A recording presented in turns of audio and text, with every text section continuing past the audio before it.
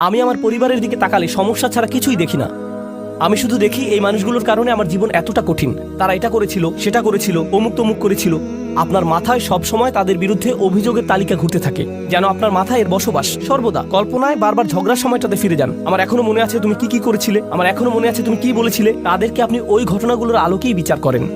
এখন আপনি তাদের দেখেন আপনার সমস্ত কষ্টের মূল হিসেবে। তারা এখন এতটুকুতেই সীমাবদ্ধ হয়ে গেল। এটাই হলো বাতিল। যদিও তারা আপনাকে কষ্ট দিয়েছে, এর পেছনে রয়েছে আল্লাহর নিয়ামত। আপনাকে অবশ্যই সেই নিয়ামত আবিষ্কার করতে হবে। যদি তাদেরকে আপনার জীবনের অভিসম্পাদে সীমিত করে ফেলেন, যদি তাদেরকে জঘন্য মানুষে বা কষ্ট দেয়া মানুষে সীমিত করে ফেলেন, তারা মানুষ, তারা শয়তান নয়।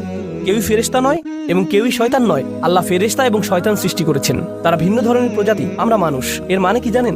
আমরা কখনো ফেরেশতার মতো ভালো কাজ করি, আবার আমরা কখনো শয়তানের মতো মন্দ কাজ করি। আমরা মানুষ, তাই কারো ভালো কিছু দেখে আপনি কখনো বলতে পারেন না এই মানুষটা শুধু ভালো কাজ করে। একইভাবে কারো মন্দ কিছু দেখে আপনি বলতে পারেন না এই মানুষটা শুধু মন্দ কাজ করে। এখন আমরা মানুষকে সীমিত করে ফেলি, বিশেষ করে আমাদের পরিবারে শুধু তাদের ভুল ত্রুটিতে সংকুচিত করে ফেলি, আর শুধু ওই ভুলগুলো দিয়ে তাদের বিচার করি। তখন আমরা একটি মিথ্যা বাতিল ভাবমূর্তি তৈরি করি তাদের সম্পর্কে। এর মাধ্যমে আমরা আসলে আল্লাহর একটা নিয়ামতকে অস্বীকার করছি। আপনি তাদের মাঝে ভালোটা লক্ষ্য করছেন না, কৃত ভুলগুলো কাটিয়ে উঠে ভালো হওয়ার সম্ভাবনাটা আপনি লক্ষ্য করছেন না। মানুষের পরিবর্তন সম্ভব, মানুষের উন্নতি সম্ভব, তাদের বিকাশ সম্ভব, কিন্তু আপনি বাতিলে বিশ্বাস করা শুরু করলেন। আর আল্লাহ এই ধরনের বাতিলের বিশ্বাসটাকে এই আয়াতে তুলে ধরেছেন। সুবহানাল্লাহ, কি অবিশ্বাস্য ছোট্ট একটি আয়াত, কিন্তু এটি পাল্টে দিয়েছে যেভাবে আমি নিজেকে দেখি, এবং এটি পাল্টে দিয়েছে যেভাবে আমি অন্যদেরকে দেখি। আমি এখন আর এই ধরনের কথাবার্তা সহ্য করতে পারি না। ও তোমার অমুক আঙ্কেল, ওনার কখনো পরিবর্তন হবে না। তোমার চাচাতো বোন, সে সবসময় এমনই থাকবে। এই মানুষগুলো আমি জানি, তুমি জানো না। আমার বাবা, ওনার ব্যাপারে আশা করে কোনো লাভ নেই, একেবারে আশাহীন।